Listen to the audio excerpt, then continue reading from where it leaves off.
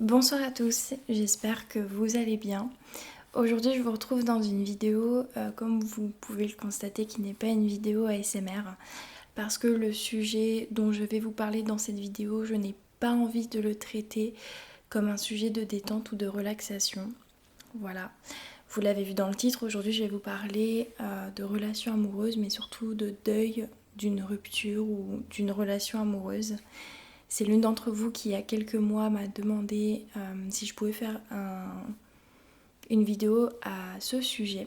Mais à l'époque, ça me paraissait impossible pour moi de vous faire une vidéo sur ce sujet puisque je ne peux pas vous parler du véganisme si je ne suis pas végane. Je ne peux pas vous parler du fait de se remettre d'une rupture tant que je ne m'étais pas remise de la mienne. Et c'est pour ça que je vous retrouve aujourd'hui, voilà, pour vous expliquer un petit peu pas ce qui s'est passé, puisque je ne pense pas que cette personne ait envie que les détails de notre rupture et de notre vie soient exposés sur les réseaux sociaux, mais plutôt comment j'ai vécu moi la rupture, quelque chose dont il est complètement absent. Sachez que, comment vous dire, la façon dont j'ai vécu ma rupture, elle est propre à moi. Chaque personne vit sa rupture différemment, chaque relation est différente, chaque rupture est différente et chaque personnalité et façon de se remettre d'une rupture est différente. Donc voilà, je vous demanderai de ne pas juger les étapes par lesquelles je suis passée, je vous demanderai de ne pas juger les choses que j'ai pu penser, dire ou faire parce que ça ne regarde que moi. Mais j'avais juste envie de vous expliquer un peu par quoi je suis passée pour en arriver là aujourd'hui. À savoir que au moment où vous regardez cette vidéo, on est le 7 juillet. Je ne l'ai pas tournée le 7 juillet, au moment où vous la regardez, moi je suis en vacances dans le sud de la France. Et en fait le jour où vous la regardez, c'est parce que ça fera officiellement un an que la personne que j'ai aimée, que j'aime encore aujourd'hui, parce que j'ai pas honte de le dire, m'a quittée. Tout d'abord, j'ai fait un petit plan, si vous voulez, de comment j'ai axé cette vidéo parce que je voulais pas la faire en freestyle, je voulais vraiment qu'elle soit construite. Et je voulais que vous sachiez d'abord un peu les bases pour ceux qui ne me connaissent pas et qui n'ont pas suivi cette histoire. Donc ça fait un an que la personne que j'aimais, que j'aime encore, m'a quittée.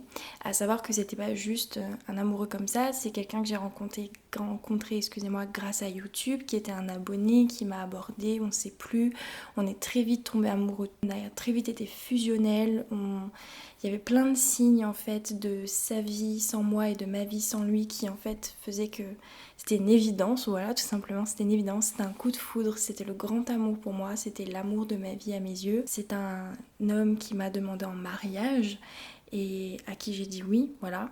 On avait planifié un peu toute notre vie ensemble, on était persuadés qu'on était faits l'un pour l'autre. C'était vraiment mon âme sœur, mon meilleur ami, mon confident, mon amant, mon amour. Le fait d'avoir emménagé ensemble en fait a eu raison de notre couple malheureusement et il a considéré qu'on n'était pas fait pour vivre ensemble et il m'a quittée parce qu'il se rendait compte qu'il n'était pas vraiment heureux de vivre avec moi, il ne se sentait pas bien et voilà, j'en dirai pas plus. Donc il m'a quitté le 7 juillet. Finalement je suis restée dans l'appartement dans lequel on avait emménagé puisque l'appartement était à mon nom et que c'était mes parents qui étaient garants de l'appartement. Donc le propriétaire m'a dit que l'appartement me revenait de droit. Donc je vis encore dans ce qui est notre ancien appartement. Même si de ce côté-là on m'a souvent demandé non ça ne m'affecte pas et je ne considère pas cet appartement comme le tombeau de notre histoire d'amour. Pas du tout, c'est mon appartement. À partir du moment où il est parti, je l'ai considéré comme mon appartement et j'en ai pas fait un lieu de culte à cet amour qui n'existait plus. Et en fait, c'est très marrant puisque cette rupture, je l'ai vécue par phases. Et c'est pas des phases comme la phase du deuil, mais c'est des phases de date. En fait, entre telle date et telle date, à chaque fois, il y a eu un événement qui a fait que le lendemain de la date fixe, je ressentais autre chose, je la vivais autrement cette rupture. Donc on va parler du 7 juillet au 3 novembre, donc il m'a quitté le 7 juillet 2019, j'ai eu un doute, 2019, on a dû cohabiter ensemble pendant plusieurs semaines et en fait à partir du moment où je me suis retrouvée seule dans cet appartement, J'ai eu cette phase un peu de déni, de me dire que c'était qu'une phase entre lui et moi, que un amour aussi fort entre lui et moi, c'était pas possible que ça se termine, que un peu comme plusieurs couples dans ma vie privée, ils ont tous eu un moment de séparation qui a duré entre 6 mois et 1 an, ils se sont retrouvés par la suite.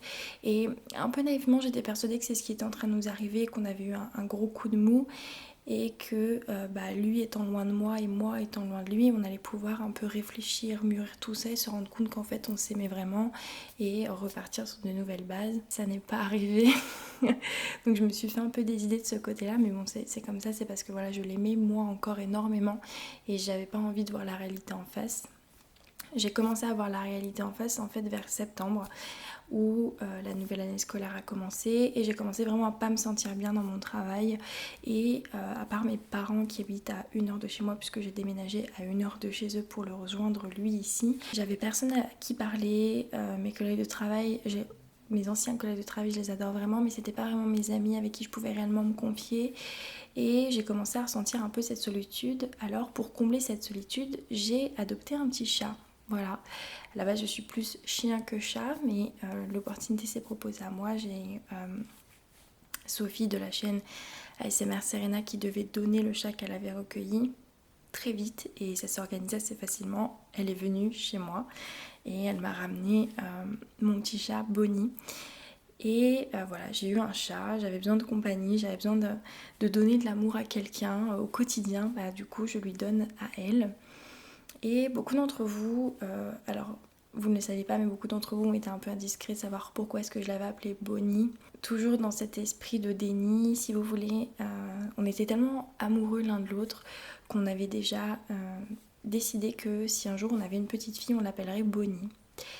Et dans une énième soirée de larmes, à manger de la glace, à être triste, à pleurer, j'ai pris conscience en fait que ce prénom, je ne pourrais jamais le donner à ma fille plus tard si c'était pas une fille que j'aurais eue avec lui. Alors je sais c'est très bizarre, c'est très tordu, mais pour moi Bonnie c'était l'enfant qu'on aurait dû avoir lui et moi. Je me voyais pas plus tard avec un autre homme appeler ma fille Bonnie parce que j'aurais toujours pensé à lui. Dans ma tête, je savais déjà que c'était pas juste pour mon futur, le futur père de mes enfants, et pour mon enfant de lui donner ce prénom, sachant qu'il y aurait toujours eu un attachement envers mon ex. Du coup, j'ai appelé mon chat Bonnie. Voilà, il y a beaucoup de personnes qui me demandent pourquoi. Je l'ai appelé comme ça parce que, à défaut d'avoir plus tard un enfant que j'appellerai Bonnie, je l'ai eu ma Bonnie, c'est mon petit chat, et je lui donne tout l'amour du monde comme si c'était ma fille, parce que c'est un peu comme ça que je la considère. Bonnie n'existera plus entre mon ex et moi, on n'aura jamais cette petite fille qu'on appellera Bonnie. Défaut de ça, j'ai eu mon petit chat que j'ai appelé Bonnie. Voilà. Et puis je me suis rendu compte qu'il fallait que je bouge, que j'avais pas envie d'attendre le 1er janvier 2020 pour prendre des décisions dans ma vie. Et l'une des décisions c'était de changer de travail. Donc j'ai postulé à un nouveau boulot, j'ai été acceptée, j'ai donné ma démission de mon ancien boulot et mon dernier jour c'était donc le 1er novembre dans mon ancien boulot et mon premier jour c'était le 4 novembre dans celui d'après. Et cette période un peu de femme forte, j'ai trouvé un nouveau boulot, j'ai démissionné de l'ancien, ça m'a vraiment donné du courage.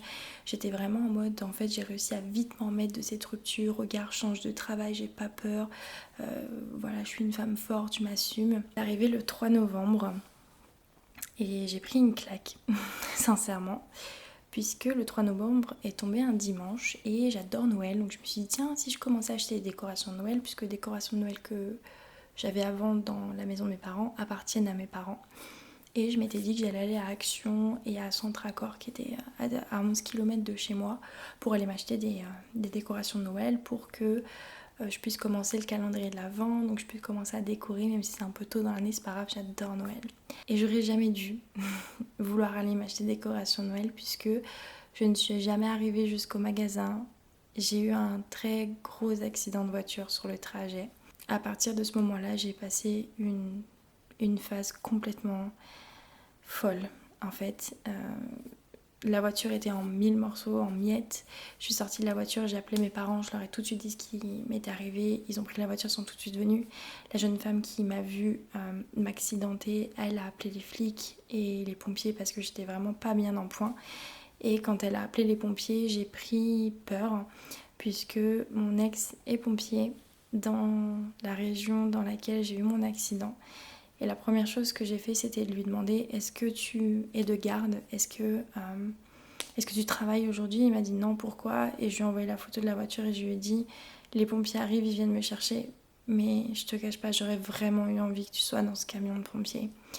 Et en fait, moi qui étais ultra confiante et qui m'était dit ouais, je change de boulot, je suis une femme forte, j'ai un petit chat, je donne de l'amour et tout, et ben en fait cet accident de voiture, c'est le jour où j'ai pris conscience que c'était fini réellement et que à partir de maintenant, ce genre d'épreuve dans ma vie, j'allais devoir m'habituer à les vivre sans lui.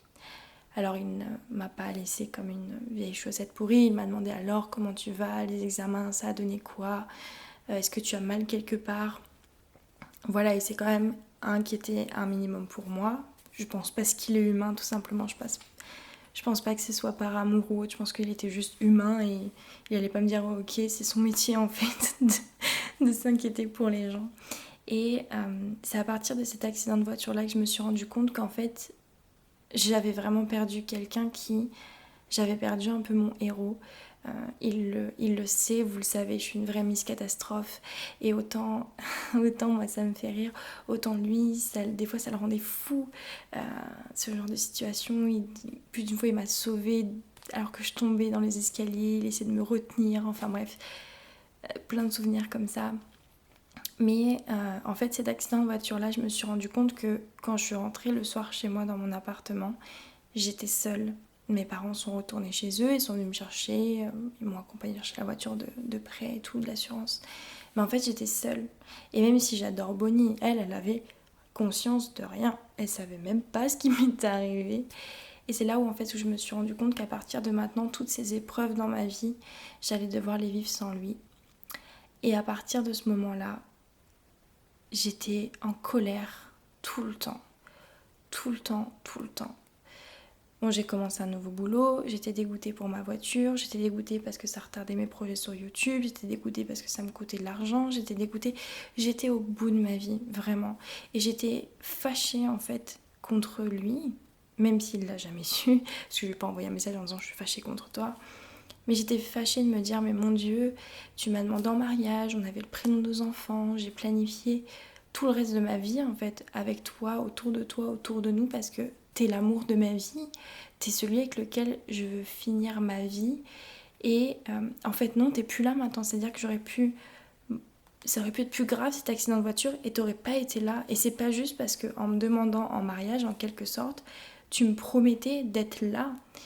C'est bien évidemment des paroles que je ne lui ai jamais dit parce que je considérais qu'en fait j'étais plus personne pour lui et que qu'est-ce que tu veux qu'il en ait à faire, très sincèrement. Ça se trouve c'est faux aussi, je lui avais dit, on aurait pu avoir une discussion, on aurait pu échanger, mais j'ai bêtement préféré pas lui dire alors que j'aurais peut-être dû, qui sait. Mais j'étais fâchée contre lui, me dire en plus Noël arrive, tu seras pas là pour Noël, enfin la dernière fois Noël on l'avait fait avec toi. Et j'étais fâchée contre lui, j'étais fâchée, vraiment énervée de me dire mon Dieu, mais en fait quand tu m'as demandé en mariage, quand t'as dit à mes parents que t'allais te marier avec moi, que c'était une promesse, que t'allais m'épouser, enfin voilà, j'étais très très très très très très fâchée. J'ai gardé cette haine pour moi parce qu'encore une fois je pensais pas, et je pense aujourd'hui encore pas, que ce soit nécessaire d'avoir ce genre de conversation avec lui. Vous comprendrez pourquoi plus tard. Ça sert plus à rien que j'ai ces conversations avec lui parce qu'en plus ça date de novembre. Donc voilà, ça date d'il y a 9 mois. Et on va dire du 4 novembre jusqu'au 31 décembre, j'étais fâchée. J'ai passé un super Noël, attention, j'ai été avec mes 2 petites sœurs et mes 2 parents, on n'était vraiment que tous les 5. Un super Noël, j'ai trouvé un super boulot, mais j'étais tout le temps fâchée contre lui. Quand je rentrais chez moi, j'étais fâchée.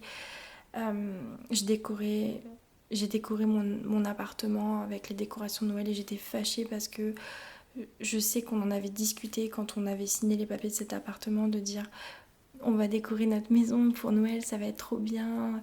Enfin voilà, c'est plein d'étapes que j'étais en train de vivre seule chez moi et j'étais fâchée contre lui parce que c'est à cause de lui si je les vivais seule, parce que moi je voulais pas qu'on se sépare, je voulais qu'on travaille la relation, mais lui a préféré arrêter tout au lieu de se forcer, ce qui est, attention, je ne remets absolument pas en cause le fait qu'il m'ait quitté, il m'a quitté, il a suivi son cœur, mais j'étais fâchée vraiment contre lui.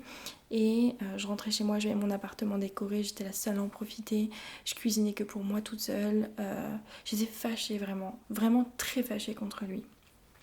Il est arrivé le 31 décembre et un petit coup de trop dans le nez et on a commencé avec mon père à discuter de quelles étaient les résolutions pour l'année à venir. Et je lui ai dit, voilà, j'aimerais faire ça, j'aimerais faire ça. Mais une résolution que j'ai gardée vraiment pour moi, c'était en fait, ouais, de réussir à remonter en selle, à surmonter cette rupture, à aller de l'avant dans ma vie. Et je pensais que ce serait l'histoire d'aller encore 1 ou 2 semaines, mais pas du tout. Puisqu'il y a quelque chose qui manquerait trop à lui. Et c'est quelque chose que j'ai eu du mal à accepter, c'était ma bague de fiançailles. Que depuis juillet, je continuais à garder au doigt et je l'ai gardée jusqu'au 7 janvier, la veille de l'anniversaire de ma petite sœur. J'étais dans la voiture au boulot, complètement fatiguée. Et j'ai regardé ma main et je me suis dit, mon Dieu, mais demain c'est l'anniversaire de ta petite sœur. T'es censée être un modèle pour elle, un exemple. Et t'es séparée depuis juillet. Ça fait un peu plus de 6 mois que t'es séparée. Ça fait 6 mois quasiment jour pour jour, peut-être plus 7 mois. Et tu portes encore ta bague de fiançailles. Enfin, t'es pas un bon exemple. Et j'ai enlevé cette bague de fiançailles. Je l'ai posée le soir dans ma salle de bain. J'ai pleuré toute la nuit, j'ai pleuré, j'étais malheureuse parce qu'en fait, en enlevant cette bague de fiançailles, c'était une façon pour moi de faire le deuil du fait que je serai jamais sa femme, en fait. Je serai jamais son épouse, je serai jamais sa femme, on n'aura jamais ce joli, magnifique jour plein de bonheur et d'amour. La belle robe blanche, ça n'arrivera pas, du moins ça n'arrivera pas avec lui. Et le fait d'avoir enlevé cette bague de fiançailles, ça m'a soulagée. Et j'ai fait le deuil en fait du fait de devenir sa femme. Alors ça n'a pas été facile et comme je dis, lui je ne sais pas comment il a vécu la situation. Ça n'a pas été facile parce que c'est différent quand on a un amour d'adolescent et quand on a un amour d'adulte. C'est différent de recevoir une bague en cadeau de la part de son petit copain du collège et de voir un homme s'agenouiller devant vous, vous dire que vous êtes une femme extraordinaire, que vous le faites rire, qu'il est fou amoureux et qu'il a envie de le rester jusqu'au restant de ses jours avec vous et qui, comme dans les films, ouvre une petite boîte et vous dit « Est-ce que tu veux bien m'épouser? Est-ce que tu veux qu'on se marie ?» Enfin, c'est incroyable, parce que pourtant je suis pas du tout matérialiste, attention. Mais c'est incroyable tout ce que cette bague représentait pour moi. Et le fait de l'avoir enlevée, de l'avoir posée, de m'être dit Audrey, tu seras jamais sa femme, en fait, il reviendra pas. Il faut que tu arrêtes de porter cette bague comme un fardeau. En plus, ça se trouve, il y a des gars super mignons qui te croisent dans la rue, mais comme tu as ta bague de fiançailles, ils t'approchent pas. Et depuis, cette bague, elle est dans ma salle de bain. Je passe devant tous les jours. Et depuis le 7 janvier, je suis très fière de dire que je ne l'ai jamais remise, même pas pour voir si j'avais grossi des doigts et si elle mal encore. Je ne l'ai jamais remise. Pour l'instant, elle est dans ma salle de bain parce que elle y est bien. Je la mettrai peut-être un jour dans la boîte avec tous les souvenirs que j'ai de lui, parce que j'ai tout mis dans une seule boîte. Et à partir du 7 janvier, je n'ai plus jamais remis cette bague et j'ai fait le deuil de cette chose qui était mon avenir avec lui. Et j'ai pris conscience le 7 janvier qu'à partir de maintenant, il n'y avait que moi et moi. Que j'avais plus d'objectif en fait, puisque mon objectif dans la vie, à partir du moment où voilà, on était fous amoureux, c'était d'emménager ensemble, d'acheter ensemble, de se marier, d'avoir des enfants, peut-être un, peut-être deux. Et je me suis retrouvée en fait sans plus rien. Et il a fallu que j'apprenne à vivre avec moi-même. Il a fallu que j'apprenne à m'aimer moi-même avant d'autoriser à nouveau quelqu'un d'autre à m'aimer. Mais il a surtout fallu que je me redessine un nouvel avenir. Puisque du 7 juillet au 7 janvier, je n'ai fait que vivre au jour le jour. Sans but, sans anticiper, sans prévoir, sans planifier, j'ai vécu au jour le jour. Et ça a été, je pense, la période la plus sombre de toute cette rupture pour moi, de tout ce deuil. Et à partir du moment où j'ai enlevé ma bague de fiançailles, je me suis juste tout simplement rendue à l'évidence que je serai jamais sa femme, qu'on n'achètera jamais une maison ensemble, qu'on ne fera jamais tous les voyages qu'on devrait faire, qu'on n'aura jamais d'enfants, qu'il ne reviendrait jamais en fait. À partir de ce moment-là, j'ai pu souffler un petit peu. Et les semaines qui ont suivi étaient des semaines relativement joyeuses. J'allais bien, j'avais repris la confiance, j'allais au sport 3 fois par semaine, je me sentais bien, je me sentais forte et je me disais ça se trouve c'est ça en fait, c'est juste cette bague qui m'a tellement retenue et ancrée à lui. Maintenant que je l'ai enlevée de mon doigt, ça y est, c'est la fête. J'avais si tort parce que ça a duré jusqu'au 4 février et est arrivé le 5 février. À savoir que j'avais très peu de contact, très peu de contact avec lui durant tout ce temps. Juste des formalités entre lui et moi, voilà, des petits trucs à régler qui n'étaient pas réglés au moment de notre rupture. Et est arrivé le 5 février, donc le jour de mon anniversaire. Et je pense que vous voyez venir. Je pense que de la planète entière, de l'univers tout entier, c'était bien son message que j'aurais jamais cru recevoir. Le sien, juste le sien. Parce que j'étais partie du principe qu'il m'aimait plus, qu'il avait plus aucune considération pour moi, que j'étais plus rien pour lui. Et dans la voiture, en allant au travail, je reçois un message de lui qui me dit juste bon anniversaire. Et je lui dis merci, j'ai rien dit d'autre. Et en fait, ça m'a pourri ma journée. il le sait puisque quand je suis rentrée du travail, j'étais effondrée, vraiment fatiguée de ma journée. J'étais effondrée, j'étais loin de mes parents. C'était en semaine, donc je pouvais pas faire l'aller-retour jusqu'à chez mes parents.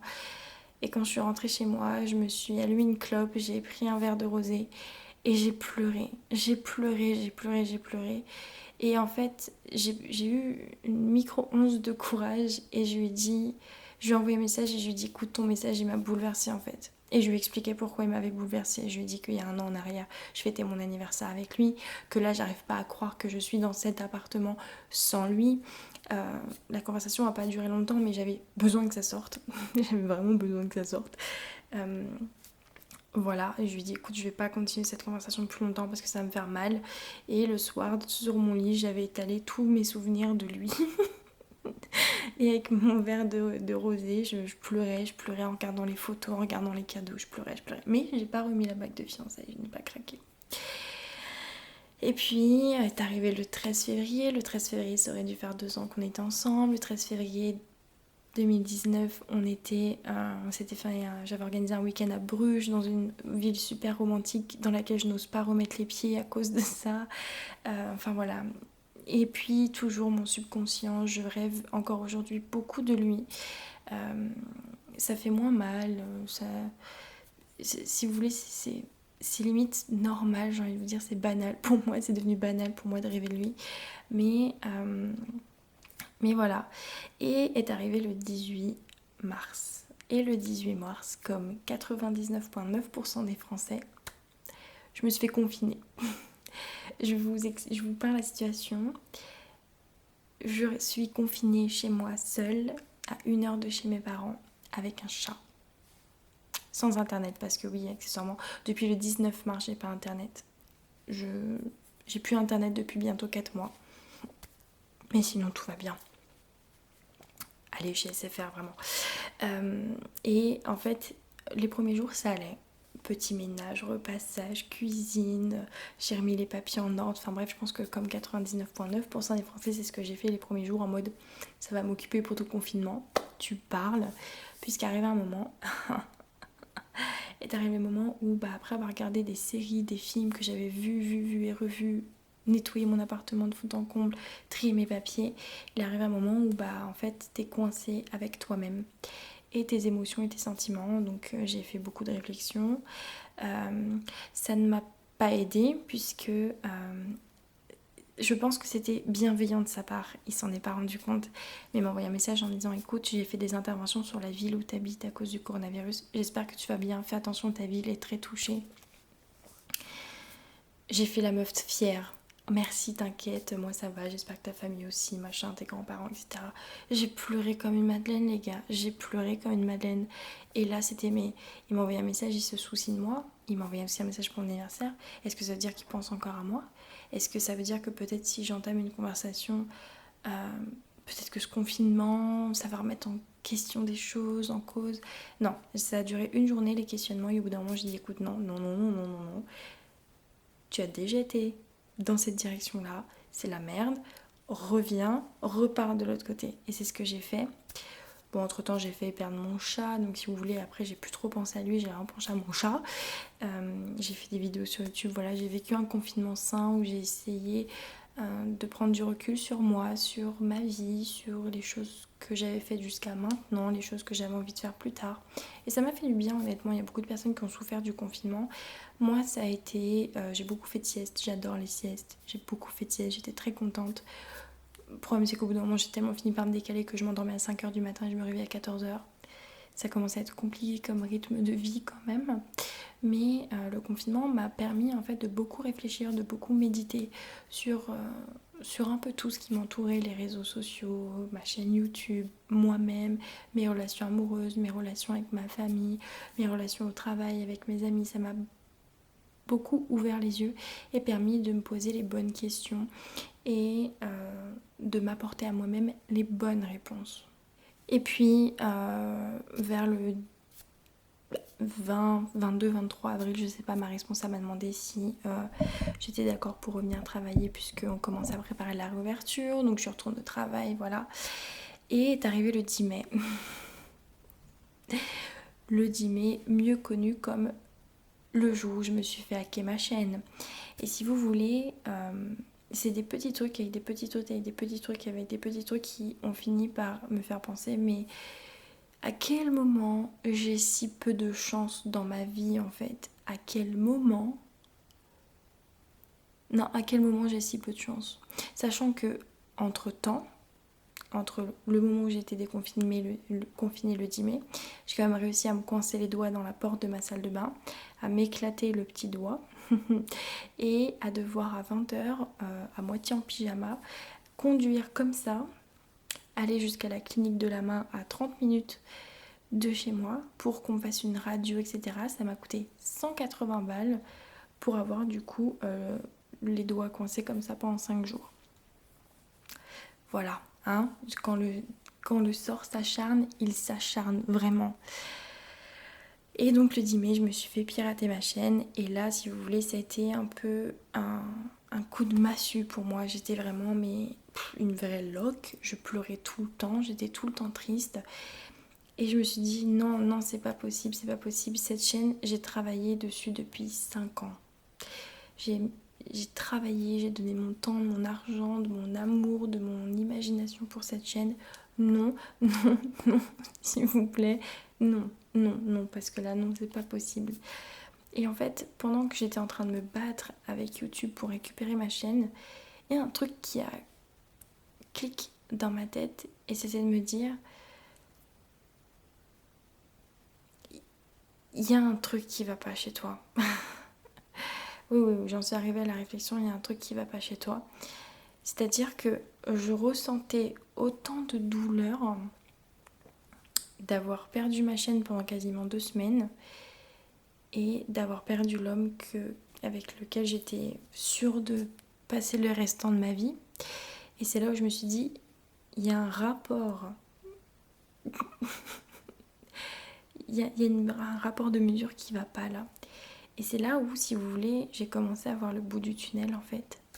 Parce que je me suis dit, écoute, aujourd'hui dans ta vie, tu as des choses importantes que tu peux pas mettre de côté, que tu as besoin de préserver, de sauvegarder, puisque c'est aujourd'hui des choses dont tu as besoin pour aller bien. Ta chaîne, tu en as besoin pour aller bien, c'est ta passion, tu adores ça, tu t'épanouis, tu es plus heureuse, les gens le voient, que tu es plus épanouie, plus heureuse sur cette chaîne, c'est que c'est important, il faut que tu le conserves. Tu peux pas continuer à pleurer quelque chose que tu n'as plus, parce que sinon tu vas finir par pleurer toute ta vie pour ta chaîne si jamais tu la récupères pas. Je sais pas si ça fait sens, c'est que lui je l'ai perdu, je savais que je l'avais perdu, c'est c'est sûr, voilà, c'est comme ça, c'est pour toujours, je l'ai perdu, c'est comme ça. Mais ça faisait quasiment 1 an que je continuais à le pleurer, alors que j'avais encore des choses dans ma vie qui comptaient. Et je me suis rendue malheureuse pendant des mois pour ça. Alors qu'en fait, à côté, j'avais tout ça qui pouvait me rendre heureuse. Ma famille, mon boulot, ma chaîne YouTube, mon petit chat qui était sauvé, mon épanouissement personnel. Et c'est là en fait où j'ai commencé à voir le bout du tunnel. Et que je me suis rendu compte que j'avais aujourd'hui des choses dans ma vie, des choses, des personnes, je parle de choses YouTube, j'ai en fait dans ma vie des choses auxquelles me raccrocher et je me suis peut-être pas assez raccrochée à ces choses-là. Et j'étais toujours un peu dans le flou de me dire mais lui comment il va, comment il le vit, ça se trouve il est pas bien mais il le dit pas, ça se trouve il va pas bien, ça se trouve il lui est arrivé quelque chose et j'ai fini par me dire mais lui il doit s'en foutre en fait de toi. Il te pleure pas lui. Lui il continue pas à te pleurer, à rêver de toi, il n'est pas malheureux pour toi. Il a peut-être refait sa vie. Et la dernière claque que j'ai prise c'était je sais plus il y a combien de temps. Je suis passée par une ville. Allez savoir pourquoi mon GPS. Je cherchais quelque chose, je dirais pas quoi. Mon GPS m'a rendue dans une ville que je connaissais même pas, je sais même pas le nom. Et en fait, je l'ai vue avec une femme. Et je le connais par cœur. Je sais que cette femme n'était pas sa sœur. Je sais que cette femme n'était pas l'une de ses amies. Et j'ai vu comment il l'a regardée et j'ai compris que il avait refait sa vie et qu'aujourd'hui je faisais plus partie de cette vie-là. Et allez savoir pourquoi, ça m'a même pas fait pleurer, ça m'a même pas fait mal. Et au contraire, d'avoir appris qu'il avait refait sa vie, ça m'a soulagée. C'est incroyablement bizarre ce que je suis en train de vous dire parce que j'aurais pu m'effondrer, pleurer, mais en fait quand je l'ai vue avec elle, et puis après ça s'est confirmé mais bon ça c'est autre chose, quand je l'ai vue avec elle et que j'ai vu qu'il avait refait sa vie avec quelqu'un d'autre, ça m'a fait du bien. Ça m'a fait du bien parce que je pense qu'au fond de moi, une part de moi bien cachée était persuadée que peut-être un jour il allait réapparaître dans ma vie. Et plus d'une fois, une de mes collègues de travail m'avait dit « Et si un jour il revient, qu'est-ce que tu lui dirais ?» Et pendant une bonne partie de ce deuil de la relation, j'étais tiraillée à me dire « S'il revient, qu'est-ce que je fais ?» Je l'aime, à mes yeux c'est l'amour de ma vie, c'est avec lui que je veux passer le restant de mes jours, mais j'ai déjà perdu une fois. Est-ce que je serais prête à risquer de le perdre à nouveau ? Mais d'un côté je me disais mais non, c'est pas possible, il reviendra pas, la question se pose pas. Et en fait le fait d'avoir appris qu'il avait refait sa vie, ça m'a fait du bien. Et je me suis dit maintenant je peux aller de l'avant. Je sais c'est très bizarre et je sais qu'il y a des personnes qui comprendront pas. C'est pour ça que je vous dis chacun vit sa relation et sa rupture différemment. Mais le fait d'avoir appris qu'il avait de nouveau quelqu'un dans sa vie, ça m'a permis à moi de me détacher du peu qui me restait de lui et de dire maintenant je sais, il est heureux, j'espère du moins, parce que je ne lui ai pas parlé. Il est heureux, disons, avec cette jeune femme. Il a retrouvé l'amour.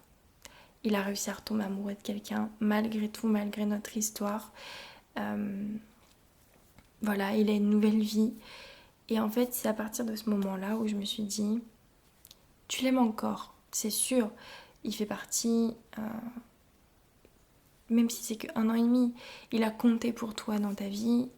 C'est le premier homme à t'avoir demandé en mariage. Personne t'a jamais demandé en mariage avant, t'as jamais vécu ça avant.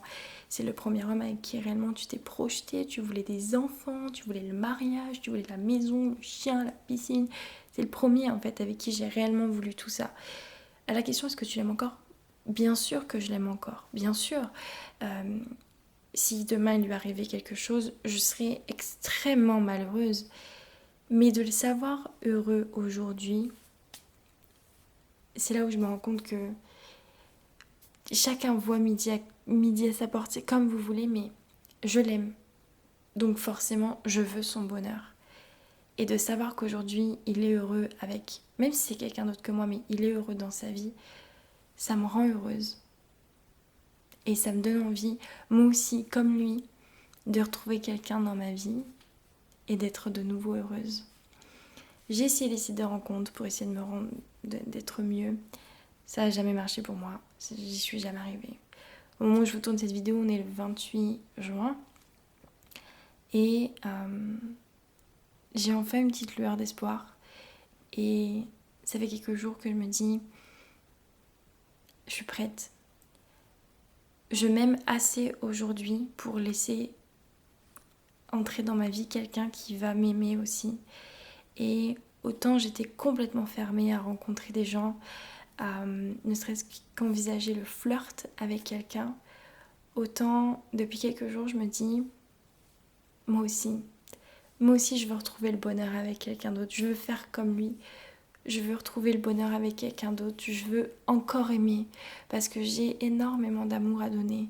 Alors oui, bien sûr que je l'aime encore, et je pense que je l'aimerai toujours, et sur mon lit de mort, je penserai à lui, parce que on a vécu des choses tellement fortes, lui et moi, que c'est impossible pour moi de considérer ma vie et la personne que je suis aujourd'hui s'il n'avait pas fait partie de ma vie. Et j'en serais pas là où j'en suis aujourd'hui si il m'avait pas un jour envoyé un snap, il m'avait pas un jour vu sur YouTube et il avait pas un jour craqué sur moi. Voilà. Et je suis prête aujourd'hui. Je force pas le destin, mais si un jour il y a quelqu'un qui se présente à moi, et ben je fermerai pas la porte à cette personne, parce qu'aujourd'hui je me sens capable d'aimer à nouveau. Je me sens capable de rire à nouveau avec quelqu'un, de laisser un autre homme me prendre dans ses bras, laisser un autre homme me dire qu'il m'aime, que je suis belle, me faire des restaurants, faire des cadeaux, se poser dans le canapé, regarder la télé. Je me sens prête à nouveau.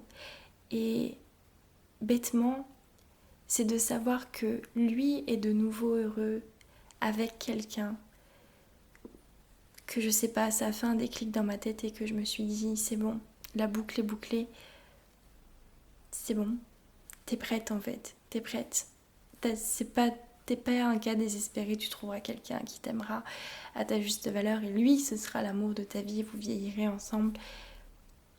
Je me sens prête, si mon prince charmant est là dans la rue, viens, je t'attends, je suis prête.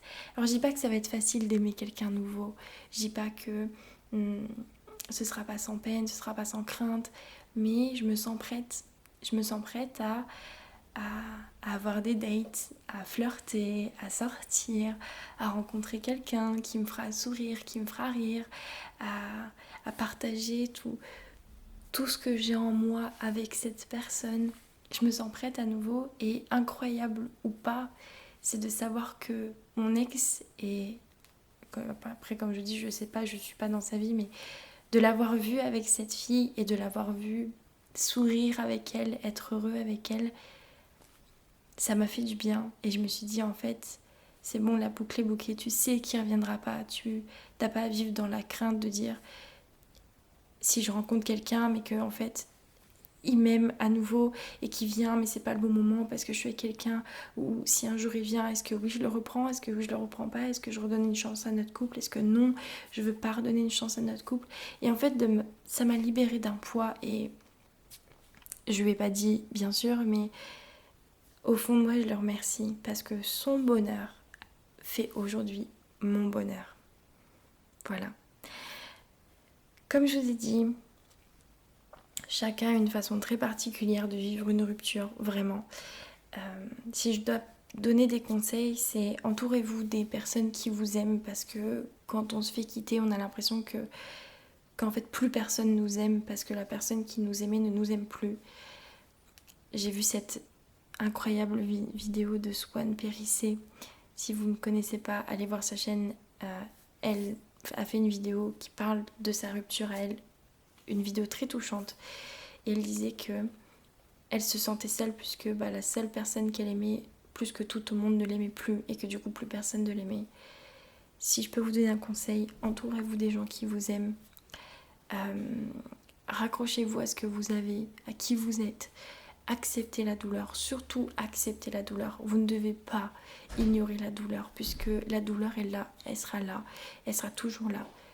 Permettez-vous de vivre et de ressentir les émotions telles que vous les ressentez. Si aujourd'hui vous êtes fâché contre la personne, et vous êtes fâché. Si aujourd'hui vous avez envie de pleurer, vous pleurez. Si aujourd'hui vous avez envie de rire, vous rigolez. Acceptez la douleur, acceptez la joie, acceptez la peine, acceptez la tristesse, acceptez la colère, acceptez ce que vous ressentez. Ne vous frustrez pas à dire non mais moi je suis une femme forte, je dois pas montrer que j'ai mal. Si vous avez mal, ayez mal. Il n'y a pas pire que de retenir la douleur. Quand vous avez envie de pisser, que vous devez vous retenir, c'est chiant, c'est douloureux, c'est gênant. C'est pareil, c'est pareil pour ce que vous ressentez. Acceptez de ressentir ce que vous ressentez et à la rigueur si ça vous gêne, essayez de comprendre pourquoi est-ce que vous ressentez ce que vous ressentez. Mais surtout, laissez-vous du temps.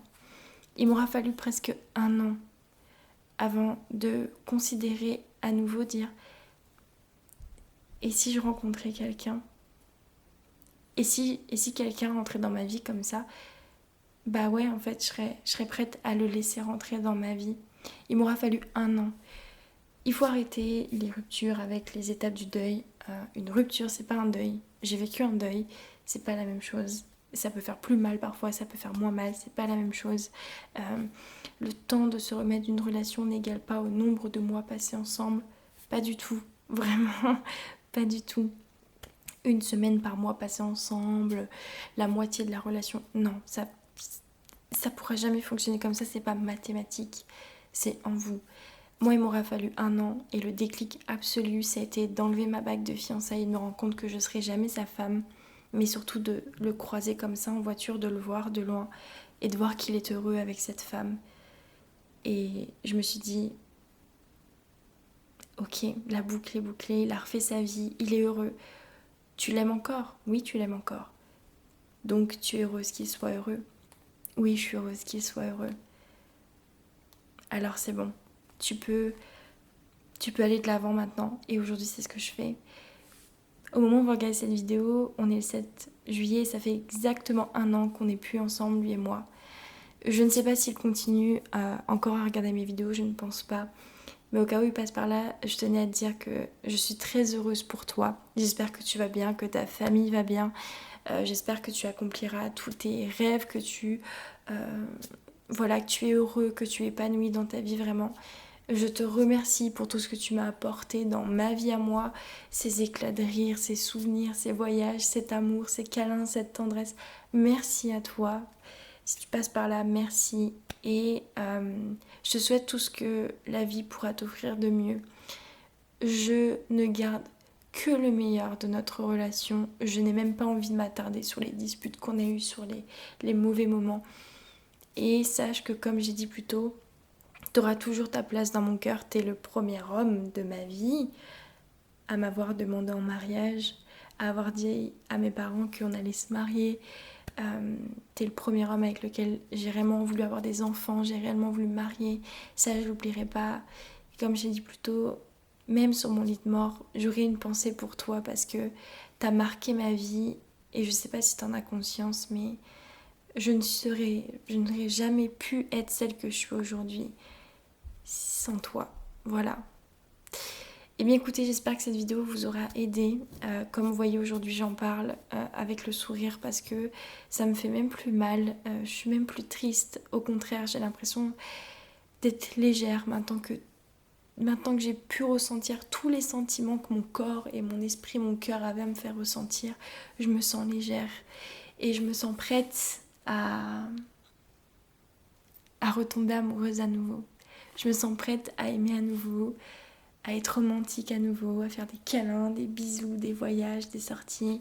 Je forcerai pas le dessin parce que c'est pas mon style, mais si ma bonne étoile m'écoute, sache que si t'avais mis quelqu'un de côté pour moi, c'est bon, c'est le moment. Tu peux l'envoyer à ma rencontre. Voilà. Écoutez, je vous fais de gros bisous. Encore une fois, j'espère que cette vidéo aura pu en aider certains ou certaines d'entre vous. Mais comme je dis, c'est difficile de vous donner des conseils pour vous remettre d'une relation amoureuse parce que chaque relation est différente, chaque rupture est différente, chaque personne est différente. Moi, je suis passée par une grosse période où j'étais en colère, je suis passée par une grosse période où j'étais triste, je suis passée par une grosse période où j'ai cru que c'était juste une phase et qu'on allait finir par se remettre ensemble, qu'on s'aimait trop, genre c'est pas possible, lui et moi, c'était pas possible, vraiment, on pouvait pas être séparés, c'est pas possible, on s'aimait trop. Et il m'a fallu du temps, il m'a fallu prendre conscience, il m'a fallu des claques, il m'a fallu un accident de voiture, il m'a fallu perdre presque mon chat, il m'a fallu perdre YouTube pour me rendre compte de plein de choses. C'est comme ça, je suis quelqu'un visiblement qui a besoin de claques dans la vie pour se remettre sur pied. Et chacun est comme il est. Mais voilà. Écoutez, je vous fais de gros bisous. Cette vidéo n'était pas censée être aussi longue. Très sincèrement, j'avais prévu qu'elle dure à peine 20 minutes. Mais un an de remettage, de rupture, un an de deuil d'une relation, visiblement ça pouvait pas s'expliquer en 20 minutes. Voilà. Je vous fais de gros bisous. Portez-vous bien. Aimez-vous. Aimez l'amour. Je suis une éternelle romantique et malgré ma rupture, je crois en l'amour. J'attends l'amour. Ça sonne un peu comme Jennifer.